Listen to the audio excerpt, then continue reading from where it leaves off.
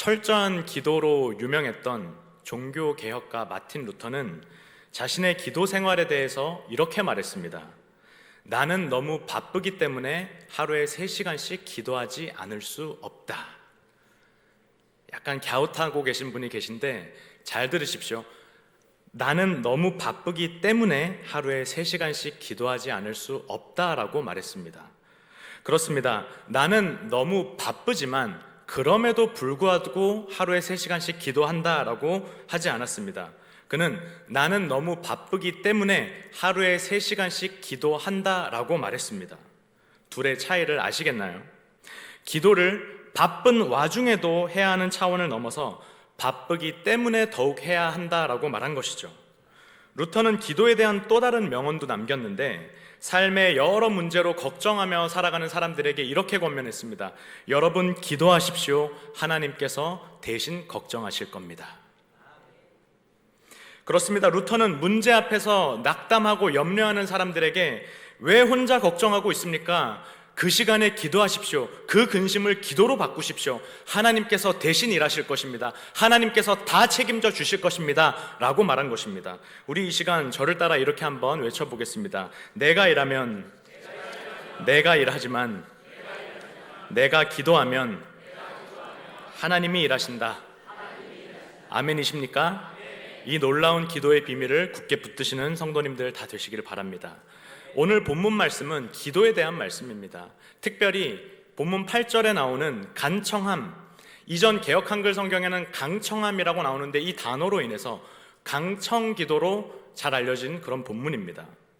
먼저 본문이 위치하는 문맥부터 보겠습니다. 오늘 본문 바로 앞단락에서 예수님께서는 기도를 가르쳐달라고 요청하는 그의 제자들에게 우리에게 주기도문으로 잘 알려진 그 기도를 가르쳐 주십니다. 2절 말씀을 보시면 이렇게 나옵니다. 예수께서 이르시되 너희는 기도할 때 이렇게 하라. 아버지여 이름이 거룩히 여김을 받으시오며 하고 쭉 나옵니다. 저희에게 익숙한 버전은 마태복음 6장에 나오고 누가복음에는 축약된 형태로 등장하는데 핵심 내용은 다 들어있습니다. 먼저 기도의 대상이 나오죠. 아버지여, 하늘에 계신 우리 아버지여. 그리고 그 대상에 대한 찬양이 나옵니다. 이름이 거룩히 여김을 받으시옵소서. 그리고 그의 주권에 대한 인정과 우리 죄의 고백, 우리의 간구까지 우리가 드려야 할 기도의 핵심 내용이 대부분 등장합니다. 즉 주님께서는 주기도를 통해 우리가 무엇을 기도해야 할지에 대해서 가르쳐 주셨습니다. 그리고 나서 이제 오늘 본문으로 이어지는데 오늘 본문에는 기도에 대한 한 가지 비유가 등장합니다. 밤중에 찾아온 친구 비유로 알려진 그런 말씀인데 결론부터 말씀드리자면 예수님께서는 이 비유를 통해서는 우리가 어떻게 기도해야 되는지에 대해서 말씀하십니다. 오늘 주기도를 통해서는 우리가 기도해야 할 내용을 가르쳐 주셨고 이 비유를 통해서는 기도의 방법, 더 정확하게 말하자면 기도할 때 우리가 가져야 할 자세와 태도에 대해서 가르쳐 주셨습니다. 오늘 이 비유의 내용을 함께 살펴보면서 먼저는 이 본문에 대한 이해가 더욱더 선명해지기를 바라고요. 나아가 기도에 대한 우리의 인식이 새로워지며 나아가 무엇보다 기도하고자 하는 우리 안의 열망과 그 결단의 마음이 회복되기를 간절히 소망합니다. 3가지로 나눠서 살펴보겠습니다. 첫 번째 살펴볼 내용은 사소한 요청입니다. 사소한 요청. 성도님들, 제가 질문 하나 해보겠습니다. 성도님들께서는 언제 기도하십니까? 어떨 때 주로 기도하십니까? 성경의 말씀대로 쉬지 않고 기도하고 늘 깨어 기도하고 날마다 기도에 힘쓰면 너무나도 좋겠지만 실상은 그러지 못한 경우가 너무나 많죠. 우리는 주로 큰 일이 생겼을 때 기도합니다.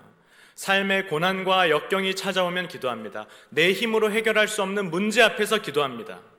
이것은 인간의 자연스러운 반응입니다만 동시에 이러한 모습은 하나님 앞에서 교만일 수 있다는 사실을 잊지 마셔야 합니다.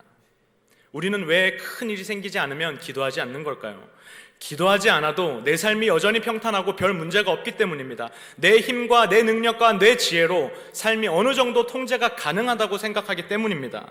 하지만 오늘 본문 5절과 6절을 보십시오. 이렇게 나옵니다. 함께 읽습니다. 시작.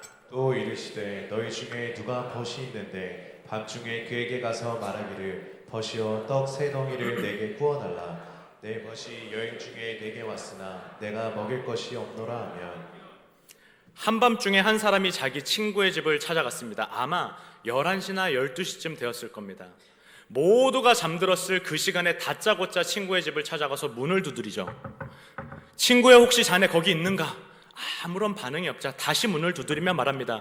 친구야, 자네 혹시 거기 있는가? 나에게 친구가 찾아왔는데 내게 지금 먹일 것이 아무것도 없네. 나에게 떡 세 덩이만 빌려주게나. 떡 세 덩이는 당시 일반적인 식사 한 끼 정도 되는 양이었습니다. 그리 많지 않은 양이었죠. 한밤중에 고작 이 떡 세 덩이 때문에 밥 한 끼 얻으려고 남의 집까지 찾아올 일입니까? 심지어 자기가 먹을 떡도 아닙니다. 자기 친구에게 줄 떡을 구하러 온 것입니다. 더욱이나 그때 당시 가옥 구조를 보시면 한 공간 안에서 모든 가족이 함께 생활하고 함께 먹고 함께 자는 그런 형태였습니다. 그래서 이 떡 세 덩이를 주기 위해서라면 집안에 불을 밝히고 온 가족을 다 깨워야 했죠. 얼마나 번거로운 일입니까? 굉장한 민폐 아닙니까? 혹시 저만 그렇게 생각하고 있는 건가요? 떡을 구하러 온 친구도 이러한 사실을 알았을 겁니다. 그럼에도 불구하고 여전히 구했죠. 비록 사소해 보이는 것일지라도 그는 여전히 구했습니다. 왜 그렇습니까? 그것이 필요했기 때문입니다. 저는 문득 우리의 기도도 이와 같아야 하지 않을까 생각해 보았습니다. 우리는 큰 일이 생기지 않으면 좀처럼 기도하지 않습니다. 내 힘과 내 지혜로 대충 해결하며 살아갑니다. 그렇다고 해서 우리 삶에 필요가 없다는 말은 아니겠죠. 그러나 여전히 우리는 구하지 않습니다. 성도님들, 혹시 내가 하나님께 이런 기도를 드려도 되는 걸까? 이러한 사소한 기도까지 하나님께서 과연 들어주실까 하는 생각 해보신 적 없으십니까? 저는 학창시절에 거의 모든 학생들이 그렇듯이 시험 기간만 되면 정말 열심히 공부보다 기도를 했습니다. 그런데 어느 날 불현듯이 내가 이런 기도를 드려도 되는 걸까 하고 생각해 보았습니다. 평소에는 기도도 거의 전혀 하지 않으면서 저 급할 때만, 소위 저 아쉬울 때만 하나님을 찾는 그 모습이 가식적이게 느껴졌고, 또 내 시험 같은, 내 성적 같은 이러한 사소한 일까지 하나님께서 과연 이런 일까지 과연 관심 있으실까? 과연 이런 기도까지 들으실까 생각했기 때문입니다. 그래서 이럴 때 원래 좋은 적용은 무엇입니까? 그러면 평소에도 열심히 기도해야지. 평소에도 열심히 기도하고 시험 기간에도 기도를 열심히 하는 것인데, 저는 아예 그냥 기도하지 않기로 작정했습니다. 아주 잘못된 예인 학생들 따라하지 마시길 바랍니다. 그런데 제 친구 중에 하나가 있었는데, 이 친구는 교회 전혀 나오지 않는 친구였습니다. 그런데 시험 기간만 되면 나타나는 겁니다.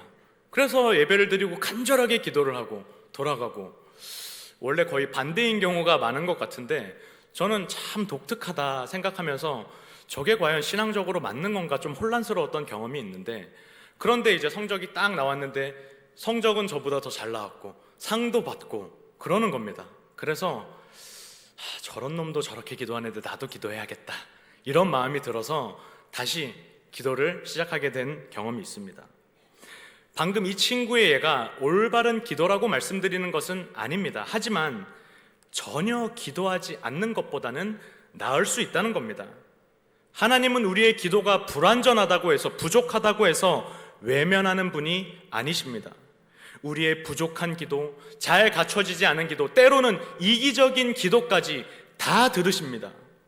문제는 우리가 기도를 하지 않는 것이지 우리 기도의 부족함, 우리 기도의 불완전함이 아니란 말입니다.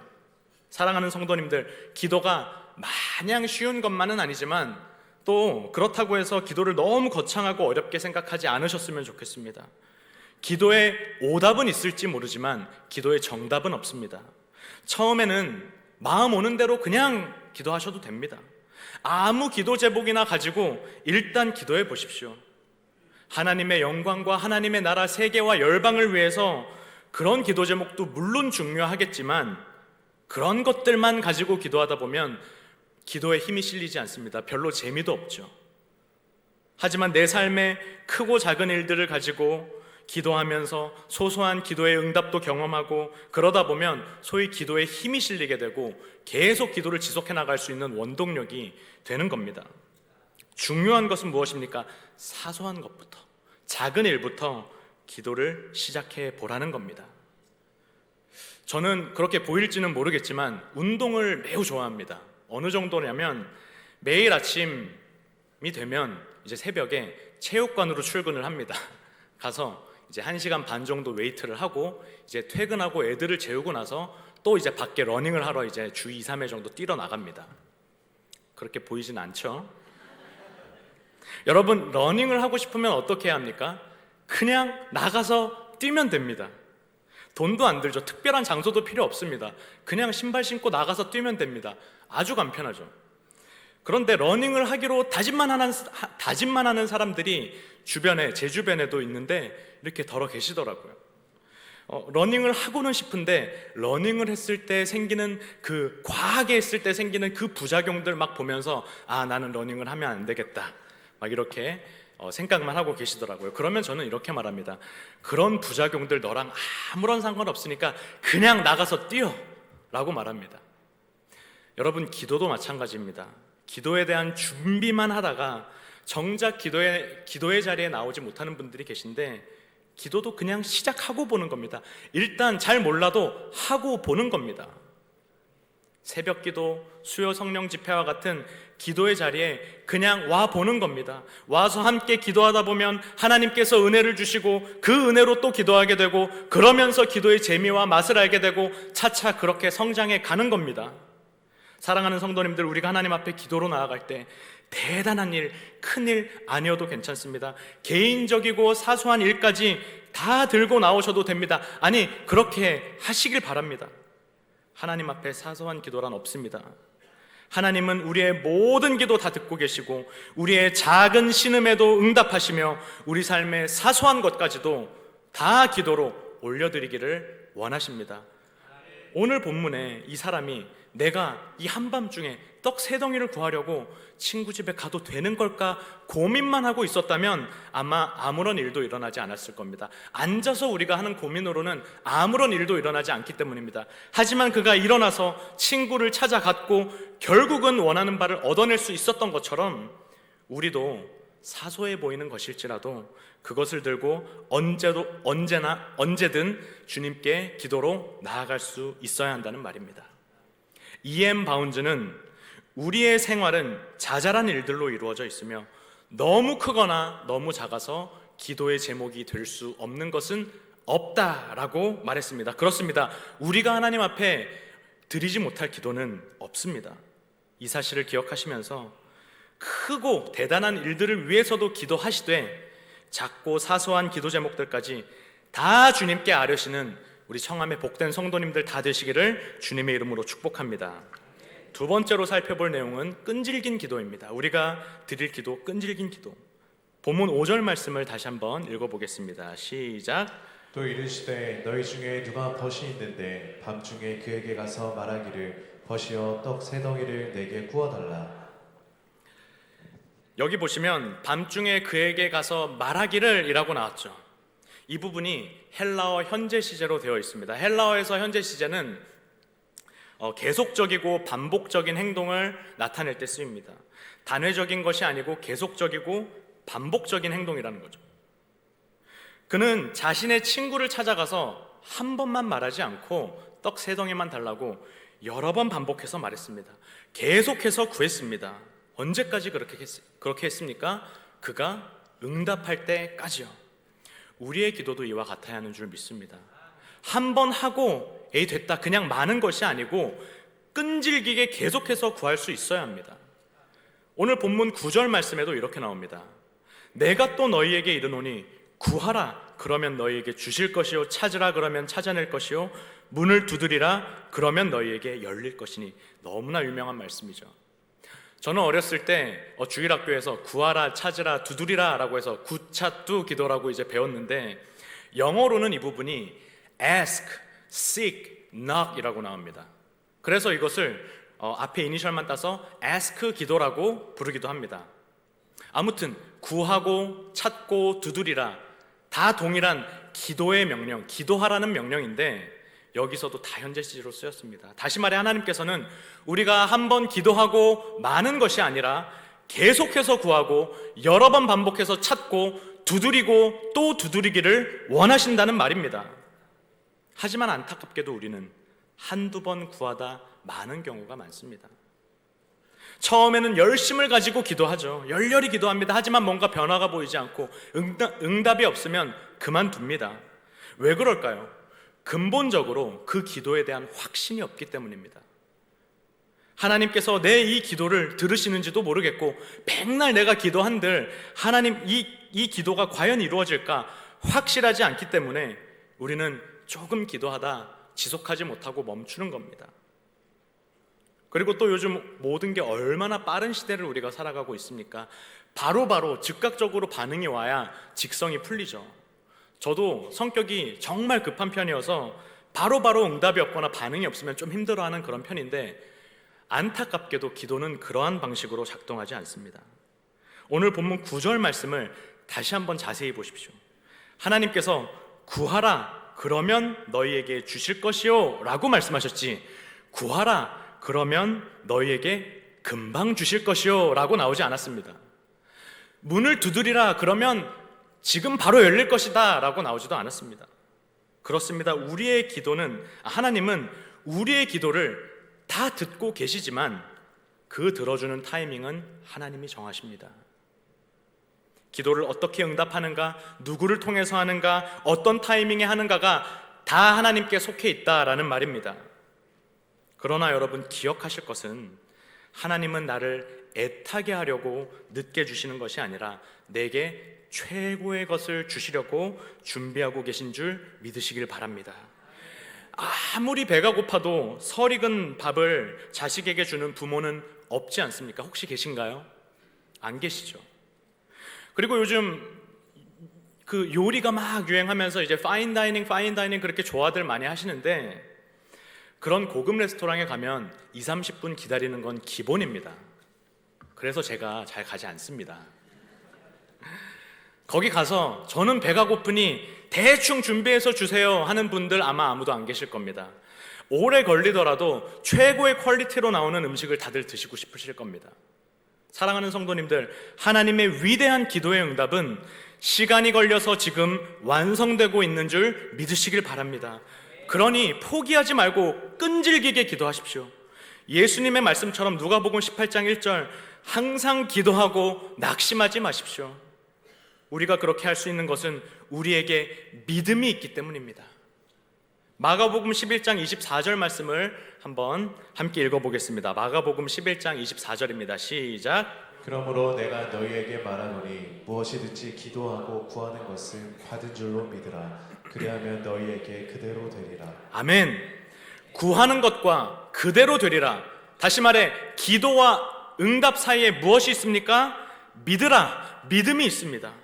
한 구절 더 보시면 마태복음 21장 22절 말씀 함께 읽습니다. 너희가 기도할 때 무엇이든지 믿고 구하는 것은 다 받으리라 하시니라. 아멘. 너희가 기도할 때 어떻게 하라고요? 믿고 구하여라. 구하면 믿어라. 그러면 다 받을 것이다. 믿으십니까? 기도하면서 이게 과연 될까? 설마 되겠어? 의심하지만 마시고 믿음으로 구하십시오. 의심하는 기도에 하나님께서 응답하지 않으십니다. 야고보서 1장 6절과 7절 말씀 보시면 오직 믿음으로 구하고 조금도 의심하지 말라. 의심하는 자는 마치 바람에 밀려 요동하는 바다 물결 같으니 이런 사람은 무엇이든지 주께 얻기를 생각하지 말라. 따라서 여러분, 끈질긴 기도란 다른 말로 믿음의 기도라고 부를 수도 있습니다. 사랑하는 청함의 성도님들, 기도의 응답이 더디더라도 의심하지 마시고 낙심하지 마시기를 바랍니다. 순간순간 물론 의심이 들고 낙심이 찾아올 수는 있습니다. 하지만 거기에 잠식되어서는 안 됩니다. 왜냐하면 그 마음은 분명 하나님이 우리에게 주시는 마음이 아니라 사단이 우리에게 주는 마음이기 때문입니다. 이 사실을 믿으며 하나님 앞에 나아가 계속해서 구하고 날마다 찾고 믿음으로 두드리시는 청함의 모든 성도님들 다 되시기를 구주 예수님의 이름으로 축복합니다. 마지막으로 살펴볼 내용은 뻔뻔한 기도입니다. 뻔뻔한 기도. 오늘 본문 8절 말씀 함께 합독해 보겠습니다. 시작. 내가 너희에게 말하노니 비록 벗됨으로 인하여서는 일어나서 주지 아니할지라도 그 간청함을 인하여 일어나 그 요구대로 주리라. 아멘. 설교 서두에 말씀드린 대로 이 8절에 나오는 간청함이라는 이 단어로 인해서 오늘 본문은 간청기도 혹은 강청기도로 잘 알려진 본문입니다. 강청기도란 무엇입니까? 쉽게 말해서 간절히 청하는 기도, 끝까지 매달리는 기도를 말합니다. 그래서 얼핏 보면 이 구절이 무엇이든지 간절히 구하면 이루어질 것이다 라는 의미처럼 보입니다. 자, 여기서 제가 질문 하나 해보겠습니다. 여러분, 우리가 간절한 기도 드려야 할까요? 우리에게 간절한 기도가 필요할까요?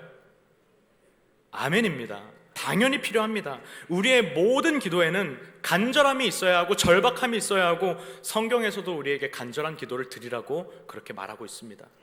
하나님께서는 예레미야 선지자에게 너는 내게 부르짖으라 내가 내게 응답하겠고 라고 말씀하셨고, 야고보서 말씀도 보시면 엘리야가 비가 오지 않기를 간절히 기도한즉 땅에 비가 오지 않았다고 말합니다. 이 외에도 다른 예가 많이 등장하죠. 이처럼 성경은 하나님께서는 우리의 간절한 기도를 통해 역사하신다라고 말합니다. 하지만 오늘 본문 8절에 나오는 이 간청함이라는 단어는 원어로 살펴보면 간절히 청한다라는 뜻이 아닙니다. 이 간청함에 쓰인 아나이데이아라는 단어는 성경에서 유일하게 딱 한 번 이 본문에 유일하게 등장하는데, 그래서 학자들이 이 해석하고 번역하는 데 어려움이 좀 있었던 것 같습니다. 그런데 이제 또 다른 학자들에 의하면 이 단어는 오히려 뻔뻔함, 그리고 여러 문헌들에 의하면 뻔뻔함이나 염치 없음이라는 뜻을 가진다라고 말합니다. 따라서 이 뜻으로 바꿔서 8절을 다시 한번 읽으면 다음과 같이 읽을 수 있습니다. 내가 너희에게 말하노니 비록 벗됨으로 인하여서는 일어나서 주지 아니할지라도 그 뻔뻔함을 인하여 그 염치 없음을 인하여 일어나 그 요구대로 주리라. 다시 말해서 집 주인은 그가 일어나서 떡을 주는 것이 그가 친구여서가 아니라 그의 뻔뻔함과 염치 없는 모습 때문에 준다라고 말하고 있는 것입니다. 이것은 당시 고대 근동 사회의 환대 문화를 우리가 알면 더 잘 이해할 수가 있는데, 당시 집 주인은 손님이 찾아오면 언제든지 환대해 주어야 했습니다. 그것이 밤이든 낮이든 상관없이요. 바꿔 말하자면 손님이 손님으로서 무언가를 요구하는 것은 그의 마땅한 권리였다는 말입니다. 만일 집 주인이 그 손님의 요청을 거절할 경우에 그는 그 마을 전체에서 비난과 수치를 면치 못했습니다. 환대하지 않는 자다라고 이 마을의 수치라고 그렇게 비난받아야 했죠. 또한 하나님 말씀도 보시면 고아와 나그네와 과부를 잘 대접하고 섬기라고 명령하신 것처럼 손님을 환대하는 것은 하나님의 백성들이 해야 할 의무와도 같은 것이었습니다. 그래서 내키지 않더라도 조금 성가시더라도 그 요청에 응해야 했던 것이죠. 사실 오늘 본문 7절 말씀도 보시면 7절 말씀 띄워주시면 그 마지막에 나오는 이 하겠느냐 이 부분이 없습니다. 원어 성경에는 없습니다. 그래서 이것을 빼고 읽으면 그가 안에서 대답하기를 이미 문이 닫혔고 아이들이 나와 함께 침실에 누웠으니 일어나 내게 줄 수가 없노라 라고 그가 말한 것입니다. 그렇습니다. 이 신실하지 못한 집 주인은 친구의 요청을 거절한 것입니다. 하지만 친구가 계속해서 요구하고 막무가내식으로 다짜고짜 요구하고 또 후에 자신이 거절했을 때 받을 수치를 생각하자니 마지못해서 그 요구를 들어줄 수밖에 없었던 것이죠. 이것이 바로 사람과 사람 사이에서 일어나는 일입니다. 귀찮고 번거롭고 성가시지만 마지못해 그 청을 들어주는 것. 하지만 우리와 하나님과의 관계는 어떻습니까? 성경이 증언하는 바 하나님과 우리의 관계는 아버지와 아들, 부모와 자식과의 관계입니다. 갈라디아서 4장 6절 말씀 합독해 보겠습니다. 시작. 너희가 아들이므로 하나님이 그 아들의 영을 우리 마음 가운데 보내사 아빠 아버지라 부르게 하셨느니라. 아멘. 그렇습니다. 하나님은 우리의 아버지가 되시고 우리는 그분의 자녀입니다. 여러분, 부모와 자식이 어떤 관계입니까? 서로의 뻔뻔함이 용인될 수 있는 그런 관계 아닙니까? 저에게도 3명의 자녀가 있는데 무슨 요구사항이 그렇게나 많습니다. 아빠 이거 해줘 저거 해줘 여기 가자 저기 가자. 뭐 사달라고 할 때도 뭔가 저에게 맡겨놓은 사람처럼 요구합니다. 거의 뭐 반협박조로 얘기를 하죠. 가끔은 제가 얘한테 내가 빚을 졌나 하는 생각이 들 때가 있기도 합니다. 아주 뻔뻔하죠. 그렇다고 해서 제가 이 자녀의 요구를 싫어할까요? 그 요구를 물론 다 들어주지는 못할 수도 있습니다. 하지만 그 요구를 싫어하지는 않습니다. 아니요, 저는 그 요구가 좋습니다. 자녀를 두신 부모님들 아마 쉽게 공감하실 겁니다. 그러한 이 자녀의 요구, 이 뻔뻔한 요구를 통해서 이 아이가 나를 이만큼이나 신뢰하고 있구나, 내가 이 아이에게 이러한 존재가 되는구나 느낄 수 있고 확인할 수 있기 때문입니다.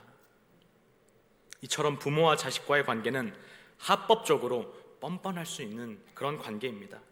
우리가 하나님 앞에 기도로 나아갈 때 이렇게 뻔뻔하게 요구해도 된다라는 것이죠. 아니요, 자녀로서 가만히 있지만 말고 뻔뻔하게라도 좀 요구하라는 겁니다. 오늘 본문이 11절로 13절까지의 말씀에도 이렇게 나옵니다. 너희 중에 아버지 된 자로서 누가 아들이 생선을 달라 하는데 생선 대신에 뱀을 주며 알을 달라 하는데 전갈을 주겠느냐. 13절 함께 읽겠습니다. 너희가 악할지라도 좋은 것을 자식에게 줄 줄 알거든 하물며 너희 하늘 아버지께서 구하는 자에게 성령을 주시지 않겠느냐 하시니라. 아멘. 여기서 가장 중요한 단어 하나를 꼽으라면 바로 하물며입니다. 하물며. 세상에 아무리 부족한 아버지일지라도 아들이 생선을 달라 하는데 뱀을 주고 알을 달라 하는데 전갈을 줄 부모 없다는 겁니다.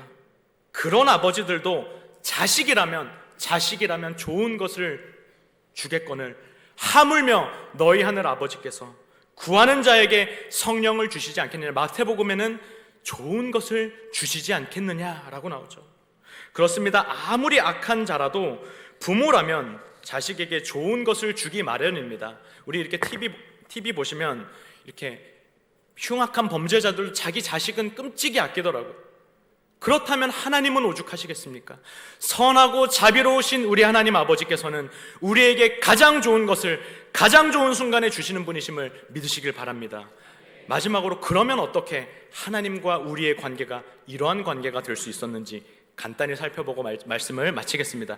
예수님의 십자가 위에서의 기도를 함께 보겠습니다. 마태복음 27장 46절 말씀입니다. 함께 읽습니다. 시작. 제9시쯤에 예수께서 크게 소리질러 이르시되 엘리 엘리 라마 사박다니 하시니 이는 곧 나의 하나님 어찌하여 나를 버리셨나이까 하는 뜻이라. 아멘. 이 구절을 읽을 때 뭔가 의아한 부분을 발견하신 분 혹시 계신가요? 어떤 부분인가 하면 바로 엘리 번역하면 나의 하나님 이 부분입니다. 예수님께서 지금 하나님 뭐라고 부르고 있습니까? 나의 하나님. 여러분, 이 부분이 당연하면 안 됩니다. 의아하셔야 합니다. 예수님은 하나님을 단 한 번도 나의 하나님이라고 부르신 적이 없습니다. 성자 예수님께서는 성부 하나님을 내 아버지, 나의 아버지라고 부르셨죠. 늘 그렇게 부르셨습니다. 하지만 예수님께서는 십자가 위에서 하나님께 철저히 버림받으셨습니다. 실제로 십자가 위에서 죄의 덩어리가 되셔서 하나님의 진노를 온몸에 받으시며 십자가에 달려 죽으셨습니다. 그때 하나님과 예수님의 관계가 깨어진 것입니다. 누구 때문에요? 우리 때문에요. 바로 죄인된 나 때문입니다. 죄로 인해 하나님과 단절된 우리를 위해 우리를 하나님과 화목해 하시려고 예수님께서는 순종하심으로 십자가 위에서 죽으셨습니다. 그리고 그 예수님의 죽으심으로 인해 우리의 죄가 용서받았고 소망 없던 우리 삶에 구원이 임했으며 하나님과 원수된 우리가 하나님의 자녀가 될 수 있었던 것입니다. 그래서 예수 그리스도를 믿는 자마다 하나님 아버지의 자녀가 되는 권세를 얻게 되었고 하나님을 아버지라 부를 수 있게 된 것입니다. 요한복음 1장 12절 말씀, 영접하는 자 곧 그 이름을 믿는 자들에게는 하나님의 자녀가 되는 권세를 주셨으니. 로마서 8장 15절 마지막으로 함께 읽겠습니다. 시작. 너희는 다시 무서워하는 종의 영을 받지 아니하고 양자의 영을 받았으므로 우리가 아빠 아버지라고 부르짖느니라. 사랑하는 청함의 성도님들, 예수 그리스도로 인하여 하나님이 우리 아버지가 되신 줄 믿습니다. 예수 그리스도로 인하여 우리가 하나님을 아버지라 부르며 기도할 수 있게 되신 줄 믿으시길 바랍니다. 오늘 본문 말씀은 기도에 대한 말씀이면서 동시에 기도는 관계임을 보여주는 말씀입니다. 우리가 사소해 보이는 것들까지 기도할 수 있고 끈질기게 계속 기도할 수 있으며 담대하고 뻔뻔하게 주 앞에 나아가 기도할 수 있는 것은 우리의 기도 들으시는 분이 우리의 하늘 아버지이시기 때문입니다. 그렇기에 우리는 기도할 때마다 이렇게 기도할 수 있는 것입니다. 하늘에 계신 우리 아버지여. 그렇습니다. 기도는 기술이 아닙니다. 기도는 기교가 아닙니다. 기도는 관계입니다. 기도는 또한 신자로서 우리의 의무를 넘어 자녀로서의 특권인 줄 믿습니다. 이 사실을 기억하시면서 주 예수 앞에 다 아뢰어라 우리 함께 찬양하신 것처럼 큰 문제부터 사소한 것들까지, 내 기도 제목부터 다른 누군가의 기도 제목들까지, 처음 기도하는 것부터 오래된 것들까지 자녀로서 주 앞에 나와 다 아뢰시며 선하고 자비로우신 하나님의 인도하심을 날마다 경험하시는 귀하고 복된 청함의 성도님들 다 되시기를 주님의 이름으로 축복합니다. 우리 이 시간 함께 찬양하며 기도하겠습니다. 우리를 자녀 삼으시고 한없는 사랑 보여주신 그 아버지의 사랑을 우리 기억하며 함께 찬양하기를 원합니다.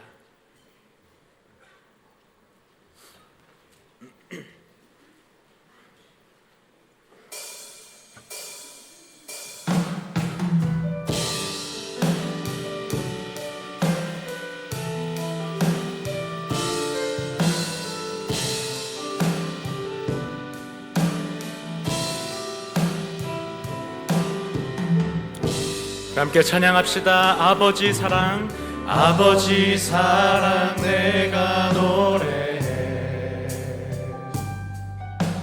아버지 은혜 내가 노래해. 그 사랑 변함없으신, 거짓없으신, 성실하신 그 사랑, 상한 갈대 꺾지 않으시는, 꺼져가는 등불 끄지 않는, 꺼져가는 등불 끄지 않는 그 사랑, 그 사랑 변함없으신, 거짓없으신, 성실하신 그 사랑, 사랑, 그 사랑, 날 위해 죽으신, 날 위해 다시 사신 예수 그리스도, 다시 오실 그 사랑, 죽음도 생명도 천사도 하늘의 어떤 권세도 이길 수 없는 영원한 그 사랑 예수. 우리 처음부터 다시 한번 고백합니다. 아버지 사랑 내가 노래해. 아버지 사랑 내가 노래해. 아멘, 아멘. 아버지 은혜 내가 노래해.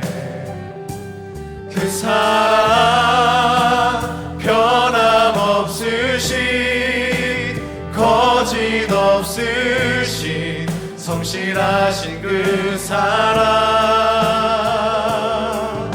상한 갈대 꺾지 않으시는, 꺼져가는 등불, 꺼져가는 등불 끄지 않는 그 사랑 변함없으신,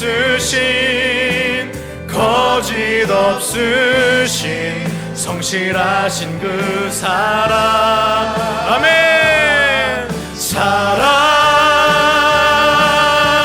그 사랑, 날 위해 죽으신, 날 위해 다시 사신 예수 그리스도, 다시 오실 그 사랑, 죽음도 생명도 천사도 하늘의 어떤 권세도 끊을 수 없는 영원한 그 사랑, 그 사랑,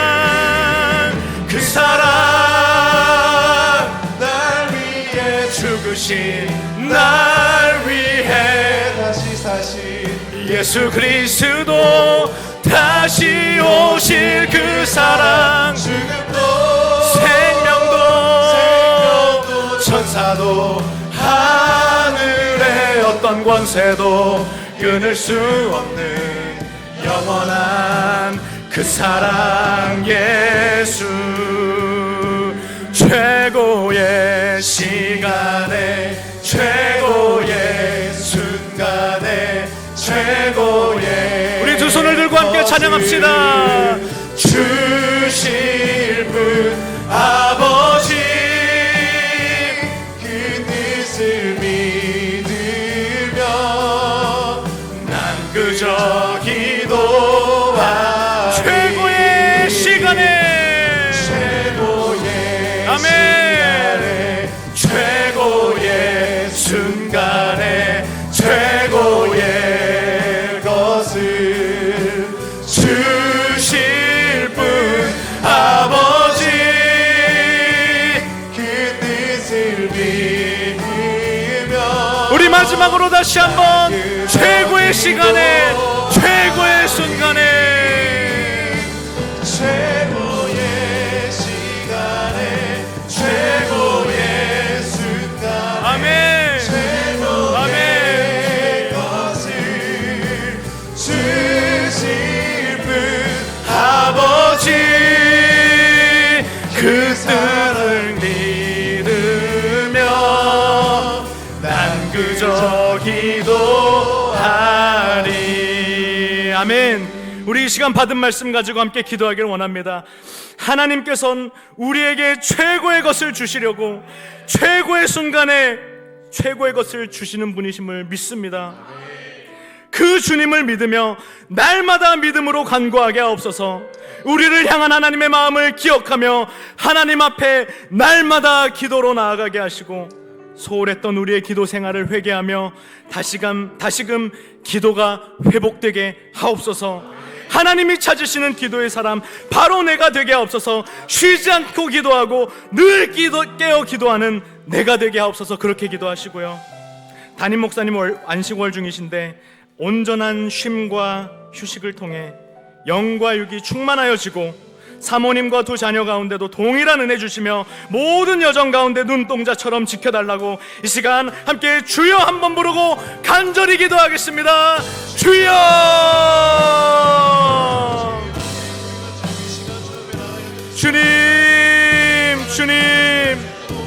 주님 그렇습니다. 하나님의 위대한 기도의 응답이 지금 완성되고 있는 줄 믿습니다.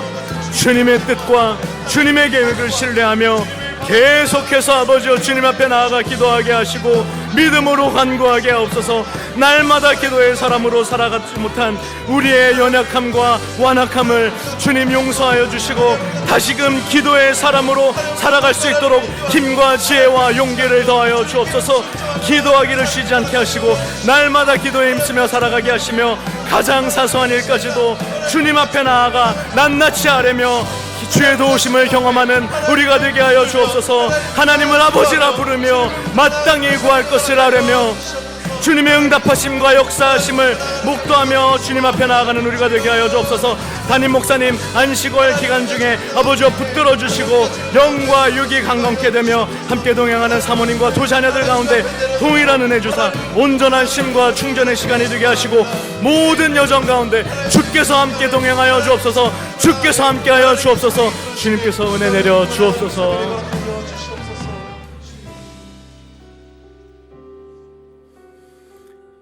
하나님 아버지, 하나님을 아버지라 부를 수 있어서 참 감사합니다. 그럼에도 불구하고 기도에 소홀했고 나의 능력 의지하며 지금까지 살아갔음을 회개합니다. 사소해 보이는 것일지라도 다 주님께 맡기고 주님을 전적으로 의지하고 신뢰하는 우리가 되게 하여 주옵소서. 우리의 기도 다 듣고 계시고 우리에게 가장 좋은 것으로 주길 원하시는 하나님의 마음 알아 날마다 믿음으로 간구하며 담대하게 주님의 뜻을 구하며 나아가는 우리 모두가 되게 하여 주옵소서. 담임 목사님 안식월 가운데 온전한 쉼과 충전을 허락하시고 모든 여정 가운데 함께하사 지켜보아여 주옵소서.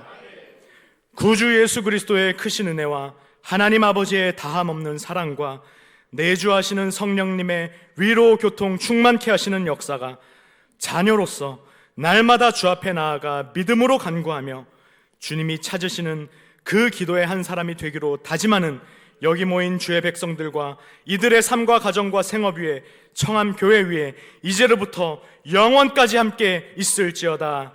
아멘.